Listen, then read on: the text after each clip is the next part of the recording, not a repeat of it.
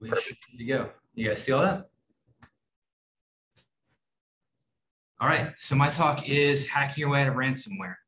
Lots of slides here. We'll go through things really fast. Feel free to interject, ask questions, give feedback, and we'll just kind of jump in.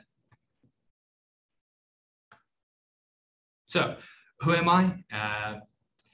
Andrew Lemon. I'm the principal security engineer here at Alias, and I'm also the head of reconnaissance and destruction. So my whole job is centered around finding new TTPs to make our teams better at pen testing and make our lives easier when it comes to incident response. In this talk, we're going to talk a ton of IRs, a lot about them, and how we develop the process that we use in Alias. I've worked some huge breaches against APT groups such as Fin7 or Carbonac, and I'm not going to pull any punches or sugarcoat this. I'm just going to tell you how it is. So this isn't Chicken Little, the sky is falling. This isn't a shields up warning. This is based off of firsthand experience of actually being in the trenches when millions of credit card numbers are exposed and millions of dollars in ransom are demanded. So I've been the lead incident responder on 10 of the biggest breaches you've probably never heard of, and a lot more that I can't talk about because of NDA.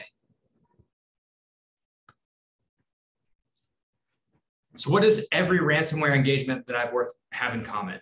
Every single time that I come into one of these, I mean, this is all self-explanatory. This is going to set the stage for later, but have good logs. There's no centralized logging. There's almost never any logging. And then we have vulnerable attack surface. It's ServU from SolarWinds, or it's the Pulse Connect VPN. That vulnerable external surface, because someone's not doing their due diligence to check that, they're just spinning things up, causes them to be attacked, and that's the first step. We also see no egress filtering on firewalls. So we've come to instances where an attacker is able to get in, but then they drop their beacons, and the second their beacons start trying to get out, they get stuck because they're hitting the egress filter. I also see no Active Directory alerting and no large file transfer. So when an attacker comes in, they exploit, say, Pulse VPN, they're going to drop in, they're going to get a user, and then they're going to start enumerating Active Directory and moving laterally. Then they're going to find all of your shares, they're going to put all of your nice, juicy documents together, and they're going to send those out. And all of these things in place would prevent that. And then the other thing I see is usually Sophos or Windows Defender. We work a lot with the Conti group. We see them, we work against the Conti group very often. So we see mostly their TTPs. They're really focused on Sophos. And then Windows Defender, 5-10 years ago, I would have told you it's junk. Windows Defender, especially with APT, is incredible now. It's great. The only problem is once you're a domain admin, you take all the teeth out of Defender. You lose its ability to persist. So how do we actually get our arms around an incident, right? So there are things that I'm going to do before I'm even engaged, before I'm even on site. So we'll cover what I do the first call and then some of the tools we use. But before I'm even on site, before I've showed up, before the ink's even dry, I've started to look at DNS dumpster. I've kicked off a port scan. I've gone through, started a Nessus scan, and I've used Shodan. So the Nessus scan, that's pretty self-explanatory, but we do get instances where admins try to cover their tracks. They're trying to quickly, oh, I'm going to close up this hole. They know something is vulnerable. So we like to get that scan ahead of time before someone has a chance to cover it up. If we can find an RCE before we arrive on site, it helps to cut down the time to actually find patient zero. And then usually as a first step with ransomware, people have already pulled the plug or they think to pull the plug. So we want to get ahead of disconnecting the firewall because you're going to lose any of that vulnerability that you would have seen with that system down.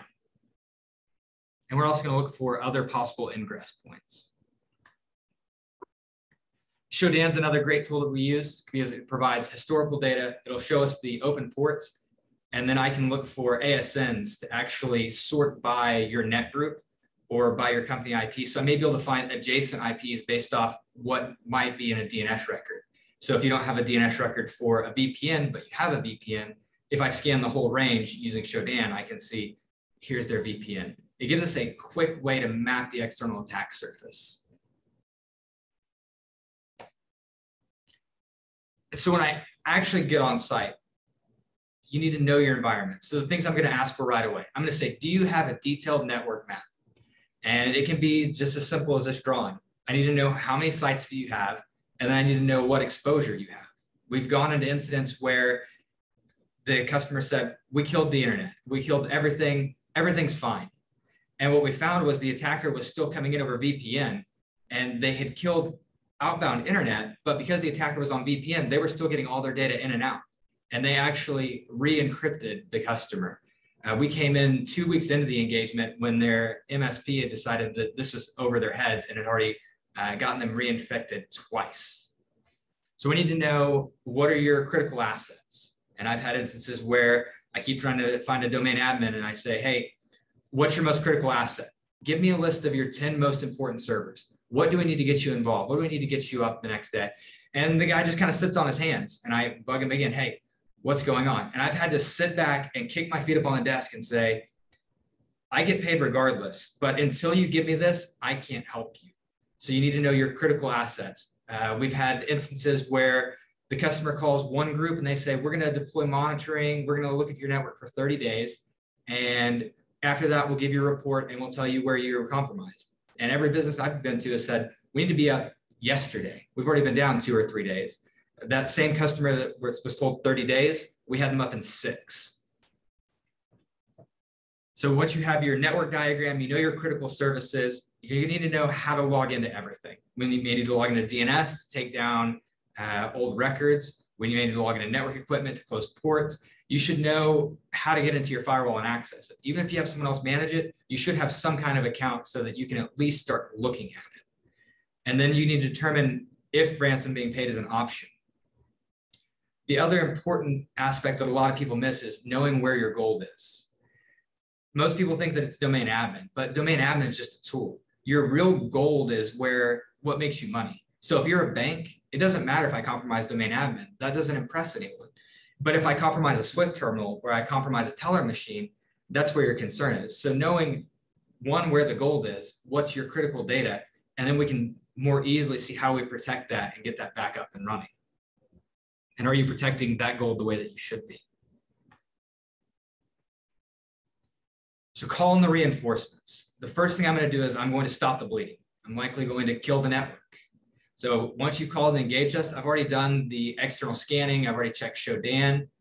And this is great for when your IT company has tried to fix that stuff or they have removed that evidence. And I'm going to go ahead and conduct vulnerability scanning. You're basically getting a pen test all in one. And that's the way that incident response should be handled.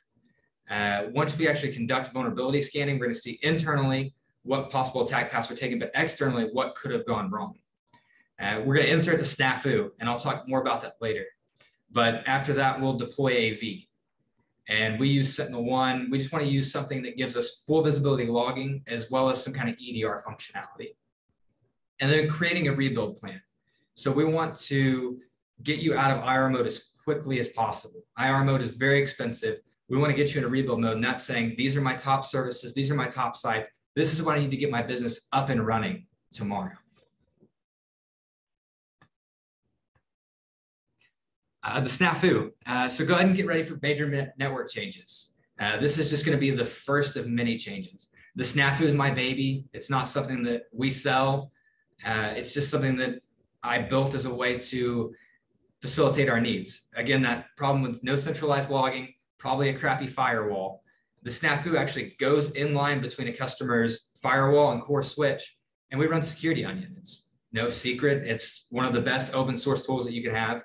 And then we put a firewall online. We use a Fortinet, and we're going to create a network tab for scanning and look at all the traffic. And then we're going to shrink down what's actually allowed out. So if you had full egress out, we're actually going to shrink that down and say nothing goes out. And then maybe we're going to allow port 443, or first we're going to allow our AV to check into the cloud, and we'll slowly open that up. But this will also give us a secondary network where we can rebuild clean, and we don't have to deal with cross-contamination.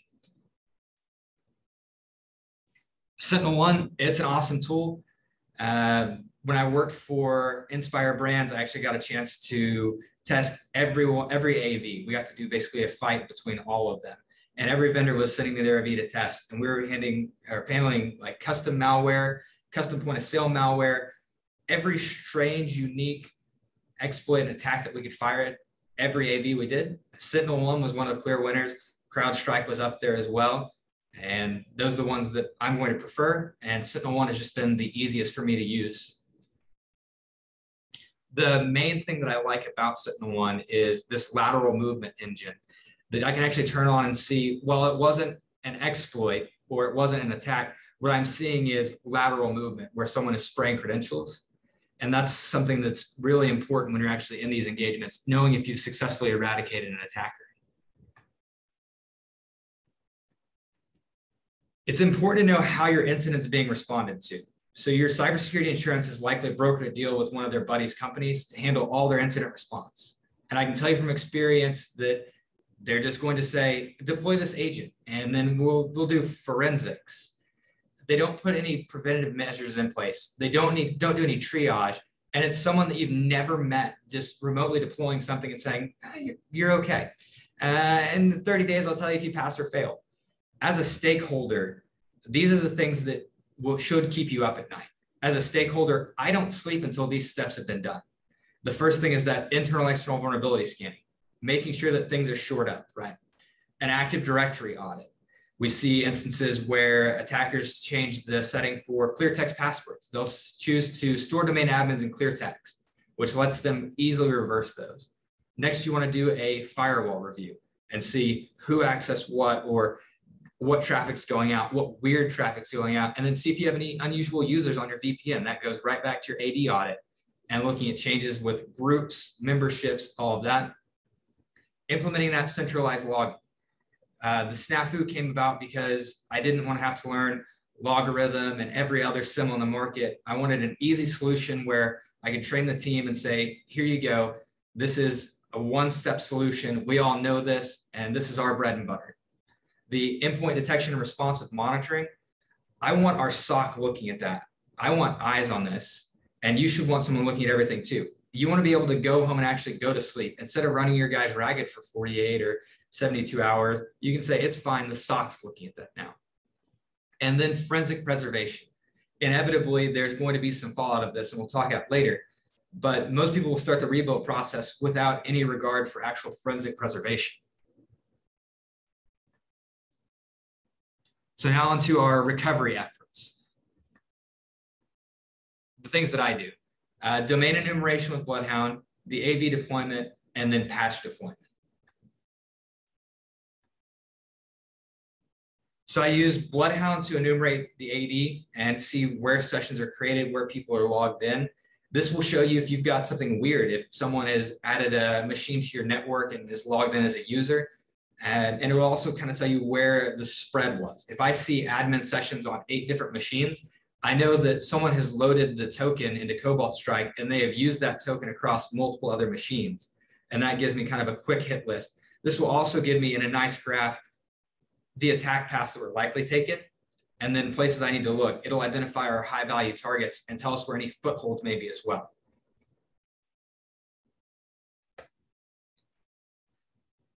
So how do we deploy these patches to stop this active lateral movement, right? We have this pitfall, right? We'd like to use GPO to push out, say, AV or patches or everything else, but most of the time when I roll into an engagement, sysvol has been encrypted and group policy is completely broken. Half the time you can't log in. You're having to use cache sessions. So there's good old-fashioned sneakernet. That's my preferred. I don't make any money off PDQ deploy, but I will sing their praises forever. It's a great tool. It simplifies it. If you don't have anything that's currently doing configuration management, buy PDQ deploy. It's like $500 per admin. It'll make your life exponentially easier, and it makes S3CCON look like the most complicated, terrible thing on the planet. PDQ deploy is simple and easy. I even use it on red team engagements. Once I get credentials, I've used PDQ deploy to actually push out Metasploit or Cobalt Strike.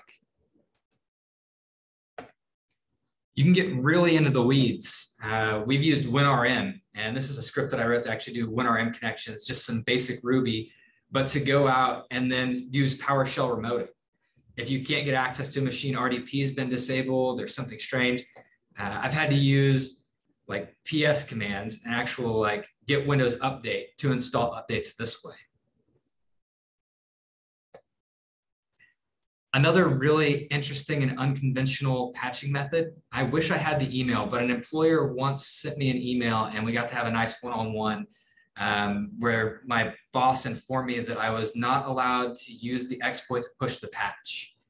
We had an instance where we needed to push a lot of patches and they weren't on schedule. And I said, well, can we just use the exploit? And went ahead and instead of setting a payload for Metasploit, I set it to be the Eternal Blue patch. And then I used the Eternal Blue worm to then push the patch everywhere. And we went from 35% patched to 85% patched overnight, which was great. But I thought management was very unhappy with that. Another pitfall that we run into, attackers change the domain admin password. This happens so many times I can't even count. They use zero login, they set it to whatever they want, and you're completely locked out of everything. Good luck rebuilding your domain if you don't have backups. So now we're going to move into red teaming your IR, where we're actually going to use the attacker techniques to get control back. And this is where Alias will kind of differ from most people. Instead of just stopping the bleeding, we want to determine the source and kind of prevent that future events.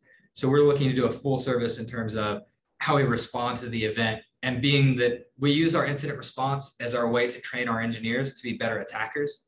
And then we use our attack techniques to be better at incident response. We have taken the playbook literally from Conti and then used that as kind of a training mechanism to, one, how we do our IRs, but also how we train our engineers. Most of us don't use exploits anymore. We'll maybe use a single exploit to get the initial foothold, and then we're just malicious admins on your network, which is what you start to see in a lot of the ransomware groups.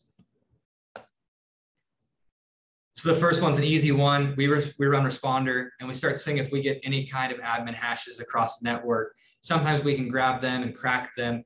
Other times we can't, but it's a good way to see what's out there. If you're getting a lot of spray on Responder, and I'm seeing a lot of password hashes come across, especially if they're NT or they're LM or NTLM v1. I know that the attackers probably changed some things, or there are some things that need to be shored up in your network to prevent this kind of leakage. The other one is zero logon. I absolutely hate zero logon. I don't ever want to use it on a pen test. It's just terrifying. I don't care how many safeguards you put in. Never use it on a pen test, but if it's an emergency and we have to get control of that domain, I've used zero logon a bunch of times in IR to actually go in, change the admin password to all zeros, and then set it to what we want to gain control of the domain again. Another solution, this is another instance where the primary domain controller got attacked, they changed the password, and we had to figure out how to get it back. And this was a whole list of forensics where we had to steal the domain. We had to do a physical to virtual of the PDC. We booted the Linux ISO on that virtual VMDK, and then we replaced the set sticky key with cmd.exe, and then netuse administrator changed the password, and then rebooted the machine. And then we could log in as a local admin, which doesn't give us domain rights, but as a local admin on a DC, then we could use the MMC snap-in for Active Directory users' computers, and we could change the domain admin. So after we verified that there was no infection on that PDC, nothing was spreading, and we were all good, then we could actually bring that back online and let replication take over to our new DCs that we had then spun up, and then move our FSMA roles to a new DC and take back the domain and not have to rebuild everything from scratch. So hacking back, hypothetically, don't hack back, don't encourage it. I would never do it, but hypothetically, these things could happen. Attackers aren't perfect. We have run into instances where they might have left something vulnerable and their servers got shut down or they got hit with something. A lot of times attackers will use stolen infrastructure. They'll use an exploit to then host their code, and they don't patch the exploit. They need to be doing the patching just the same as we do, but they missed those steps. So one of those instances was TrickBot. TrickBot was my first run-in with any kind of C2 or APT. Back then, it was just a banking Trojan. They hadn't figured out that they could ransom data for money. So they were just creating browser plugins to steal credit cards. But here's an instance where we were actually able to decode and find a list of all the command and control servers, which gave us an easy way to block everything on all of our firewalls of the company we were dealing with. But also we could start seeing what packages, we could go out to these websites and we could curl for the payloads. And then from those payloads, create IOCs and learn how to threat hunt or learn what threats they had deployed and then hunt for those a little better. One of the crazy ones that's been in the news recently was the NVIDIA hack. The attackers had to enroll in MDM. And when they enrolled in MDM, that allowed the administrators in NVIDIA to then control that endpoint. And once they exfilled the data, they found the endpoint, and then NVIDIA decided to encrypt that endpoint. They still lost data. There is a NVIDIA signed version of Mimikatz out there that I'm really excited to have gotten my hands on. But it is a good step, and it's something that had they required earlier, had some more protections around, it would have prevented this. Again, attackers will leave default creds. So if you get a weird SSH session on the firewall, sometimes you might be able to actually jump back to that, or they may have the password of Kali or root and Tor. They'll use default SSH keys, and you can use the known SSH key to actually man in the middle of that connection and decrypt what's going on. Again, don't recommend it, but these are hypotheticals. As for remediation and cleanup, kind of next steps. So you've stepped through getting control back, getting your domain all together. You started your rebuild efforts, remediation cleanup. Hunting web shells. Web shells were a huge thing in my younger days, and everyone was uploading those. We saw a proliferation of web shells in attacks like Hafnium. Anywhere where you have exposed attack surfaces like Exchange, when Exchange was just brutally attacked with Hafnium, there were web shells littered everywhere. We used IOCs, Durbuster to hunt them down. There were most places, everyone got hit overnight. It was, I think, roughly a year ago, and everyone got hit overnight. Multiple banks, and most people I said, just nuke and rebuild. It's not even worth it. There's no way I can get rid of all the persistence. And then going through the crime boards the next day, I could actually see initial access brokers just hammering the forums with for sale, the biggest bank in Argentina, bank here, bank this, this government agency, this school, this Fortune 500. It was just incredible. And so knowing, one, how to find them, but two, when is it just time to nuke and pave? Cobalt Strike is a big one. Cracked versions of Cobalt Strike get leaked all the time. Usually the second one drops, it's released on the raid forums, and they have the cracked version. The cool thing that we started doing to hunt Cobalt Strike, because there wasn't a great way, with it being a malleable C2, it's kind of just a paint your own C2. The way that you can do malleable domain fronting, or how the beacons actually work and communicating through named pipes, it's really unique to each deployment. We found that there are JA3 signatures, or JARM signatures, which is less of a signature on the file, and it's this really cool signaturing on how the TLS and SSL session is negotiated.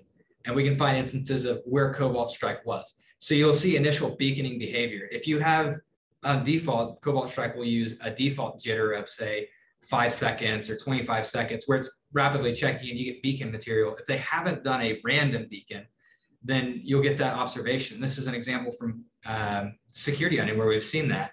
And then, of course, that JA3 hash. That has saved me more times than you would ever believe, just because it's a new piece of malware that doesn't have a signature. Looking at the actual JARM and being based off of something else has given me that kind of insight to then hunt, okay, where am I seeing this weird JARM? Really cool stuff. So some more beacon hunting. These are two great projects that I'm a huge fan of. One is Beacon Eye, which will actually go out and it will hunt for instances of, say, process hollowing with Cobalt Strike. It'll also go out and see what maybe rename process or what process spawned Cobalt Strike.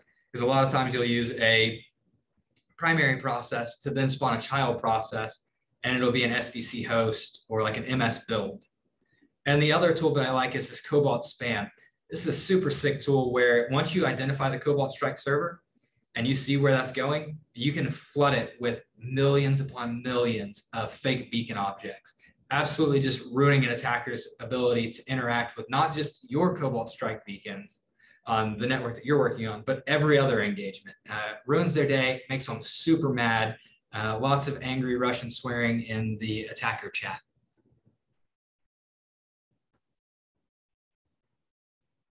And now we have the fallout. So after it's all said and done, your legal team's going to request that we do a forensic analysis on all the leaked data. And I'm going to hate it. Forensics is great. I love forensics. E-discovery is a whole animal of, we have to look for the 17 denominators of what's PII, what's HIPAA data. In Oklahoma, you have the Oklahoma Consumer Protection Act. For banking, you have the FDIC reporting. So you need to understand what your reporting requirements are. If you're a bank, that's 36 hours. Oklahoma Consumer Protection Act, usually in the year. And then again, I'm going to have to go through and filter through all this data. Your attorney is going to want to have 3 phone calls a week to discuss everything. They're going to say, well, what happened? When did it happen? How did it happen? How's that going? Let's jump on a phone call. They love running that clock. Anytime where they say, well, conduct everything through me, which you should, because that'll protect you under attorney-client privilege. They're also going to take that 5-minute email and stretch that out to a minimum of an hour. So just be prepared that once you get out of IR mode, you're in the recovery mode and your attorney is going to eat your lunch. So make sure you have good cyber insurance. One of the requirements that usually comes out of all of these is credit monitoring. They're going to say you need credit monitoring for every person breached. You're usually looking at $10 per person or $10 per breach. And then they'll request that you set up a credit monitoring call center. So customers that were affected by your breach can then reach out. Outside of all of that, you're going to have the media coverage.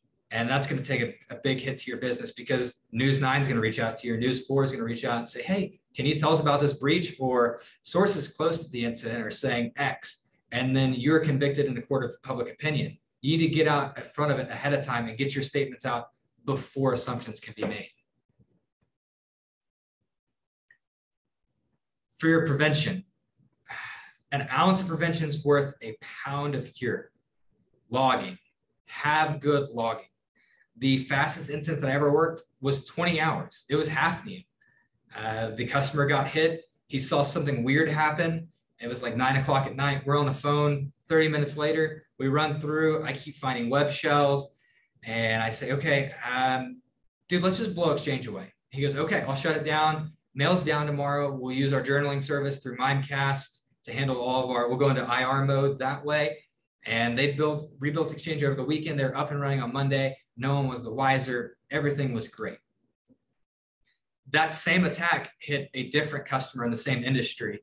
And it took 3 weeks because they kept getting murdered because they didn't choose to rebuild. And they then got put out on the internet for saying, here's an initial access broker offering access. And they had put so many hooks in that it was basically a ground up rebuild of the entire network. Also audit everything. So don't just do your logging, but actually audit, is your logging taking place? Go back and see, can you find events from 3 months ago? Audit your firewalls, audit Active Directory. Anywhere where a user's touching anything sensitive, all of that should be audited. Don't just do checkbox security. Don't do a checkbox pen test where someone says, here's your Nessus scan. If they didn't get credentials or they didn't ask for credentials and they didn't try to move laterally with credentials in your network, you didn't get a pen test. You got a vulnerability assessment. If that stuff's not being done, if they don't have examples of exploitation, you just got a vulnerability scan. Next, you want to minimize your external attack surface. And we've talked about this a lot, but cut back all those unnecessary services. Put them behind, say, a NetScaler, where you have to authenticate first, then access the FTP server. Or if you're going to, say, host an FTP server for your customers, put that somewhere external so that in the event that it's compromised, it doesn't have a direct tie-in to your network. Once you've got all of that done, tabletop. Start seeing, does your IR plan cover this?